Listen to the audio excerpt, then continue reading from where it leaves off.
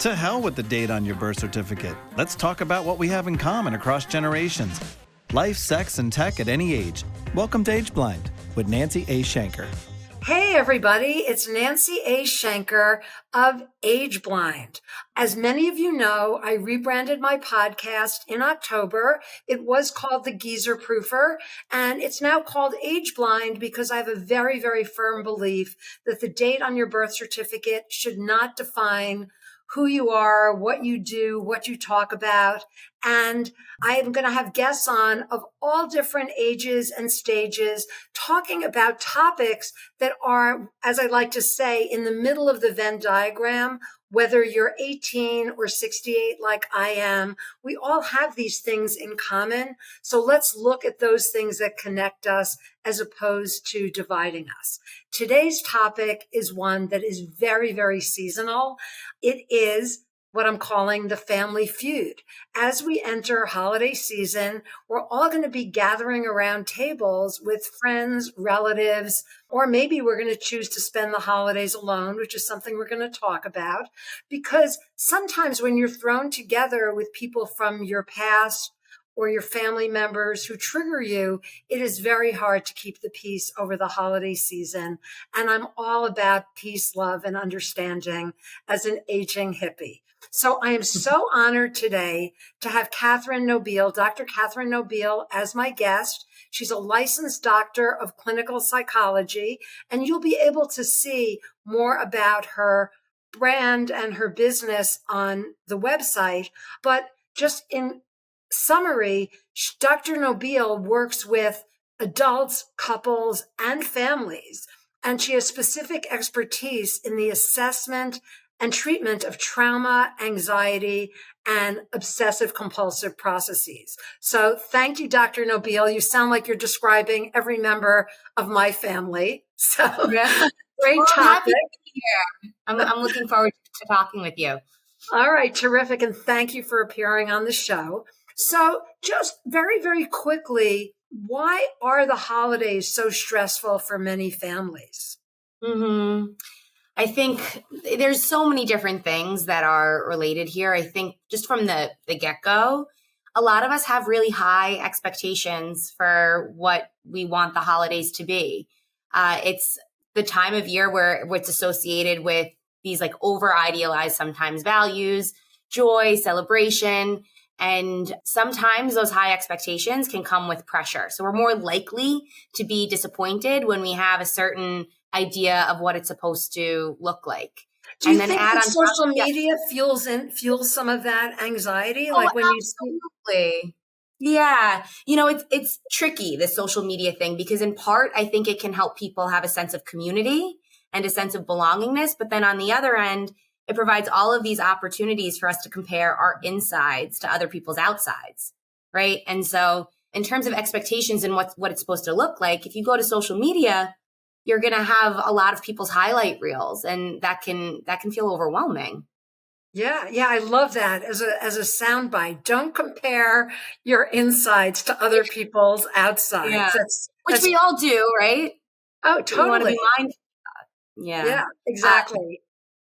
And then on top of that, of course, family dynamics are always difficult, and they don't go away just because it's the holiday season. So I think there's an element to that too, where there's different demands of our families. There's complicated feelings, some unprocessed dilemmas, and it can add a lot of stress because, again, there's this mismatch for what we want the holidays to be or what they're quote unquote supposed to be and what the reality is for a lot of us. So it can be tough. And for a lot of people, there's at least some level of stress during the holiday season. Yeah, there's this great commercial where a guy at a family dinner wants to share with them some epiphany that he's had and how he's changed. And they end up talking about like some discount that they got from DoorDash. And it was really funny. And that I think is also like a really key thing is that, you know, and I can say this as somebody who's now 68 years old, is that I've changed radically from the time I was in my 30s. And sometimes family members don't believe that the people in their family unit are capable of change. So they Yeah. are projecting, oh, this person is going to be this or play this role at the dinner. Right. Like you're sharing as you've gone through different seasons of life, you've evolved and changed and shifted and adapted. And for a lot of people, they're cautious against really trusting change because what like being open, we subject ourselves to risk, right? So to try to protect themselves, it's a lot of family members don't believe that other family members are curious or want to shift or change or evolve. So that just adds another layer and level to all of this. Exactly. So if you do have a conflict with a family member, how can you prepare yourself for that Thanksgiving feast? Like, what are some things that you could do beforehand? It's like pre-gaming, Yeah, that's what it is. before a big game. So what can you do as an individual? Let's just say you've always had a conflict with your mother or your father or your cousin who's on the totally opposite side of the political aisle. Like, what can you do before that dinner to get ready? Mentally prepare. Yeah. There's several different things that you can do. The first is, I think the big theme here is expectation management is a huge piece of all of this during the holidays. Because if we have a framework for what is likely to happen when it happens, it doesn't hit us as hard. So there's an element here where in a treatment called dialectical behavior therapy, there's something called cope ahead. And it's similar to what you're saying, like pre-gaming. It's almost imagining what within reason is the worst case scenario here. And you don't want to be caught up in your mind and worry, but to think through like what's likely to happen or what are some pain points that might come up. And then imagine it not going well and then you reacting effectively. So if you can practice and rehearse in your mind, you responding in a skillful, good way, you're more likely to actually respond in that way when you're in the moment. So that's one thing that you can do just on your own to prepare. Now, when you're in it, and it's game time, there's some other strategies that we want to implement. The first is thinking like, what do I gain for indulging in topics that are overwhelming to me? So you brought up politics, for example. You can have some maybe safe subjects that you have in your Rolodex and stick to those safe subjects when you're chatting with family. And if it just comes up and you try to stick to the safe subjects and it still doesn't work, there's an element here of how do you have a conversation without it escalating? Because conflict like this looks very different than conflict like this. And so really just trying to validate your family member or say like, I hear you, you're entitled to your opinion before you say what your piece is. That can be another strategy you can use in the moment to prepare for when things get stressful. Does that make sense? Well, what about, how do you feel about possibly, role playing or as we say in the, comedy world, workshopping some of that with a friend or a trusted advisor or even a close family member who knows what the point of conflict might be? Yeah. Like having a safe person to talk it through with. Definitely. There's something really valuable there. And it's what I would check in with though is like, does it serve you to workshop or role play? Because you want to prepare yourself. You don't want to get trapped in your mind where you're coming up with all of these scenarios where now you're not even going to enjoy it at all because you're anticipating something will go poorly. So definitely, if you think through like, listen, I know that I have this uncle who's just totally on a different political spectrum than I am. It would be helpful for me to just chat it through and practice how I would respond. If that's going to serve you and help you like put it to bed and enjoy yourself more, do it. If it's going to take over your mind, maybe don't do it. You have to think through. That's a personal decision. Exactly. That's a really, really good point. So estrangement seems to be having a moment these days. I've been seeing more podcasts about estrangement. I've been seeing articles about estrangement. Do you think that just avoiding the family gathering altogether is a good strategy? I think it depends. So avoiding is, I want to kind of differentiate. Avoiding is different than setting boundaries. When we avoid, we're like scared about something, right? And we're running away from it because our brain says we can't handle it. It's too much. When we're setting boundaries, we're setting up almost like rules of engagement of this is what I'm comfortable with, and these are their parameters in order for me to feel okay in this situation. So if you are repeatedly making the steps to set boundaries and family members are just barreling over them, then you can make a decision that actually would be a good idea to not engage with those people, but give it a try, right? Be clear about what you need to make it feel okay for you. And if they're still not respecting it, it might not be in your best interest to engage with them. But if you impulsively say, I'm just not going to even try, there might be a missed opportunity there. Yeah, I totally agree. And my daughters are both grown, and we jokingly refer to what we call the 3-day rule, because it's usually a 3-day visit before we start having conflict. So Yes. we It's not just your family. I think it's most families. 3 days is actually pretty long. Yeah. And we've made it like a running joke where we just go, all right, It's day 4. Like, what are we going to argue about? And the fact that we are all on that page, and I think time can, is a good solution, alternative to estrangement, to just say, yes, I'm coming to the dinner, but I have a hard stop at 6:00. So it's a difference between a boundary and a total estrangement. Yeah. How beautiful is that? That's it though, right? Like, I want to come, I want to hang out with you, but at 6:00 I have to leave. And then everyone says, okay, right? They might have their own feelings about it, but you're respecting their boundary. So now they don't have that pressure. It's a difficult dance, but it can be done. Yeah, it only took me 68 years and 10 years of therapy to figure that out, but it seems to be working. So I'm going to go with it. And it's not, again, everybody has to find that place of peace that works for them.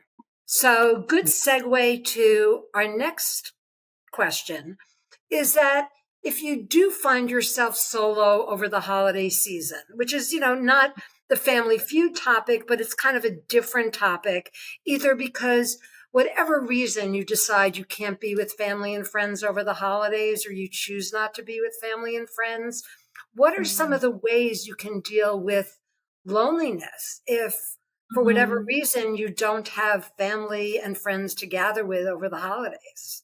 Yeah. That's a really, really good question, because I think that's a lot of people's experiences. And I would say step 1 is to just self-reflect and think through what makes life meaningful to me. And when there's loneliness, it's trying to figure out how do we, like in therapy, we call it, how do you increase value-based behaviors? But what you're really trying to do is say, like, well, what does a good, meaningful life look like to me? And what can I do to move in that direction? So if someone's feeling alone or choosing to ride solo during the holiday season, they're still subjected to society and the world and culture and maybe social media that is promoting something different. So like a thought exercise might be, like, when did I feel my happiest, my most grounded? And once you can pinpoint that time, I would ask yourself, like, what was I doing to make that happen? Not what were other people doing, not what did my life look like, but what was I doing to make my life meaningful? And then do more of that. And that might be exercise. It might be charity. It might be going to a comedy club. Who knows what that is? But if you can increase your value-based behaviors, that can combat some of that loneliness. And excuse me, what is a value-based behavior? Yeah. So those value-based behaviors are things that create meaning in our life. So if you think back to that rooted time of, like, when in my life did I feel my happiest? When in my life did I feel my most joyful? And what was I doing to make that happen? That's what a value-based behavior is, right? So health is something that I value. And so I exercise to help me feel healthier.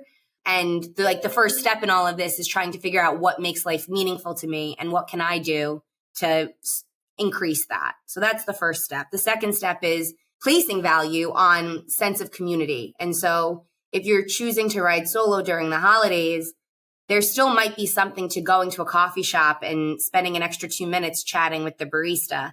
Or if you see someone on the street, like, walking over to them and just having a conversation. I think that part of life has been largely lost, but can actually really fill people's cups up, even during the holiday season, right? Yeah, like even you mentioned charity. Like, I found that, just even volunteering packing boxes, going to a soup kitchen, because you're not only then helping other people, but you then can connect to other people who may be there solo who are also volunteering. So you're expanding your community by doing that.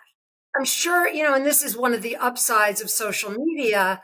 Very often there are groups on social media. I remember during the pandemic, I would sign up for all of these talks about interesting topics, and there would be other people on the line, total strangers, discussing those topics. So we can connect with the broader community, right? And I think that's what you're speaking exactly, to. which is the upside of social media. I've also discovered that, baking and writing and knitting have always brought me joy, creative pursuits, because then at the end of it, you can look and say, I made something. Like I looked all the way back to my childhood, said, what were those things that I did when I was a kid and I was bored when my parents hadn't woken up yet, or I didn't have things to do, it was a rainy day. So sometimes going back to the things that you liked when you were younger can be a really good informer for things that you may still like when you're older that have always brought you joy. So, yeah, right. You value creativity, and knitting is a way to do that. So yeah, that's a wonderful idea. Yeah. So do you find as a therapist that your family members or your friends treat you differently? Are they sometimes afraid to talk to you? Are they looking for free therapy? How does that really work when this is what you do for a living? Yeah, I know. It's interesting. Sometimes they'll jump to the assumption that I'm like analyzing them. Yep. And I'm not. When I'm off the clock, I am off the clock. Also, I'm too biased to really be able to do that, and that's invasive. So oftentimes when we're having conversations, they'll have this like judgment that I'm like analyzing them while we have that conversation. And I have to say, like, I'm not doing that. Like, that's too much work to even think about that. I'm not doing that. And like, I don't know. And they'll also ask me questions about mental health. I don't know. I guess if I was like an ophthalmologist and someone had questions about their eyes, they would ask me. As a psychologist, when people have questions about mental health, they ask me, which I actually really welcome and appreciate, because I feel like we need to talk about it. For so long, for so many years, people didn't talk about mental health. So sometimes my family members will ask my opinion on certain things, and if it's related to mental health or just the psyches of society, things like that, they'll be curious. Well, that is actually a great segue to my next question, which, you just alluded to that for years there has been a stigma around mental health. And I didn't see a therapist until I was in my 50s because I had this belief that, nobody could ever be as smart or as insightful as I am. And in part, it was because I just hadn't found the right therapist. And I was afraid to bare my soul and blah, blah, blah. Anyway, this is not about me. But as an advocate and real fan of good therapy, if somebody has decided that they really do want to talk to an uninvolved professional third party about things that they're going through, there's so many options for therapy today. There is this, online like DoorDash therapy. Again, nothing against it. You can get a great meal from DoorDash. And for some people that might be the right fit. But what quality should you be looking for in finding the therapist who's right for you? Yeah, I'm really glad that you're asking that question too, because one of the things that I think is really important is finding the right therapist is such a crucial aspect of it being a good experience, regardless of what somebody's specialty is. If you're not comfortable, it's just not going to work. And so a website that I always tell people to go to is Psychology Today, and you can put in all your information and it pops up a bunch of different people that can meet your needs. But I would also like ask around. I will say I can tell from doing this work, making the first call is the hardest part. And most therapists, I'll say in my practice, all of the therapists provide free consultations just to have a moment where you can see and feel and know how we would be working with you. Most therapists do that. And if they don't, maybe shop around a little bit more, because having that initial call just to see, is this a human being that I can feel safe with or have the potential to feel safe with, is so important. So the first thing is, like, do you feel at ease with them? And then depending on what you're going through, different therapies are tailored to different things. So if you want a change-oriented therapist, cognitive behavioral therapy is really good. If you're looking to talk through relationships or your childhood experiences, psychodynamic therapy can be more helpful. So looking up information and asking therapists specifically, how would you work with what I'm going through is a really important question. So you understand, is it supportive, which is helpful, but is it supportive or is it tailored to something more specific for me? Resourcing yourself is important, and then giving yourself a chance to make sure that you feel good with the person across the room from you is just, it's so vital. If you don't feel comfortable, it's just not going to work. Yeah, it's such a personal experience that, a therapist who's great for one person may not be the best for another. And the other thing I would add to that, I love what you said about asking around, but I found when I was looking for referrals, there were people who didn't want to give out the name of their therapist. I don't know whether they were afraid that like I'd run into them in the waiting room, or that, HIPAA rules didn't apply and that they'd be sharing stuff. But I ended up getting a referral from a friend of mine who knew me well and said, I think you would vibe really well with this therapist. And then I have since passed her name along to a couple of other friends of mine and have said from the get, like, if it's not a fit, no harm, no foul, keep looking, ask around, you'll find somebody who works better for you. Yeah, I'm glad you're normalizing that conversation, though. People can be very protective of their therapists. So there's that element of it as well, where some people, they don't want to imagine their therapist being somebody else's therapist in a way. They can be territorial. And that's understandable because, again, you're opening up the most intimate parts of your life with us. So I hear that. But for those that are comfortable sharing names, ask around, right? Like the same way that we all need to go to doctors for our physical health, we all could benefit from talking it out with someone. I mean, not to be gross and graphic, but your gynecologist would never talk about your vagina to another patient. Yeah. So why would a therapist talk to somebody else about your brain? Like it just absolutely. It would not. And everything is confidential. Like that's something that's really important. Unless there's like a safety concern, everything is confidential. It's very important that the walls of the therapy room become someone's safe space. So even in the online world, I was fascinated to find that therapists have their own equivalent of Zoom so that they could have private conversations that are HIPAA protected.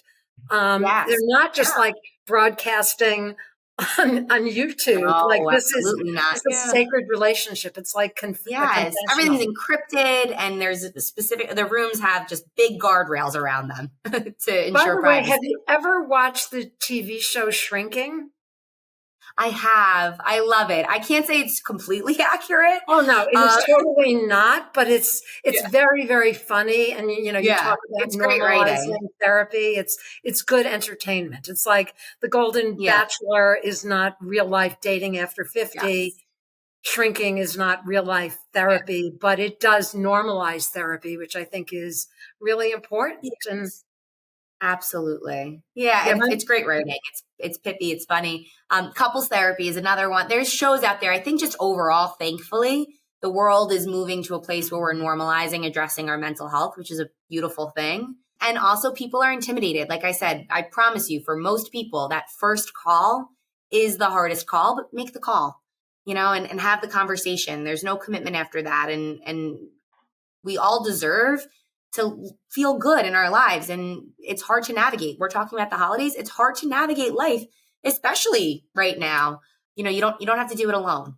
Yeah. And this was a rough week. I know the elections left a lot of people, very mentally drained. And then right on the heels of that, entering the holiday season. So 2024 of all years is going to be an especially challenging one, as off to grandmother's house you go, or if your grandmother is long gone, as my grandmother is, like off to my kid's house I go. So, at any age, you still have to go through that, whether you're visiting grown kids or whether you're, visiting parents or grandparents or aunts or uncles or spending the holidays alone. Get in shape. Pretend you're preparing for the Super Bowl and you're doing your stretching and your drills to mentally prepare for what's ahead. But to your point earlier, do not over dramatize it. Don't anticipate the worst. I mean, it's good to prepare for those situations, but also don't approach it with a sense of dread, because that'll suck all the fun out of the holiday season. Yeah. Yes, seek out things that bring you joy. Be intentional. It's okay to walk away from conversations that are draining and exhausting. It's okay. You can go do karaoke with your cousins in the other room and just ignore the politics talk. Even if you're someone who's really into politics, if it's not going to serve you, it's okay to walk away. Or play with the little kids. That's always a good strategy. Well, they always bring us joy. Yeah, bring some Play-Doh and go make some stuff in the extruder. Anything else you would like to add for our listeners before we wrap up? This has been terrific, Dr. Nobile. I really appreciate it. Yeah, I really want to normalize and humanize the whole thing. I think it's really beautiful what you're doing. And I think you're highlighting the human universals that exist no matter what age you're in. And we're all kind of transitioning and going through things. And there's dynamics that are always going to be there. I think the biggest thing that I would say as a psychologist is addressing your mental health in all of this.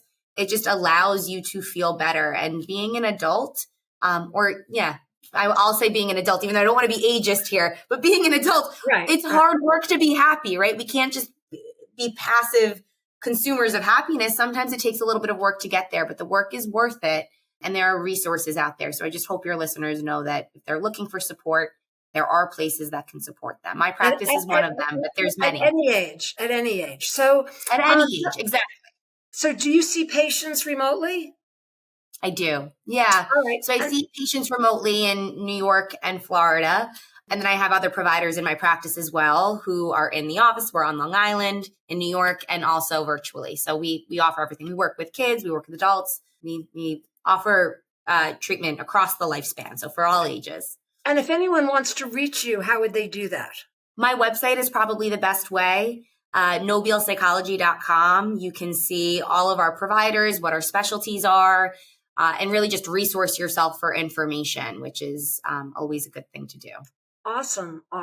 And if you would are listening or watching and would like to be a guest on the show, please email me. It's nancyaShenker@gmail.com. We're booking guests now for 2025, and I'm going to be doing something over the next few weeks, which is kind of my own social experiment, which is a virtual feast.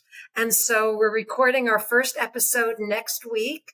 We're going to have 5, I'm taking a page from Watch What Happens Live and Andy Cohen.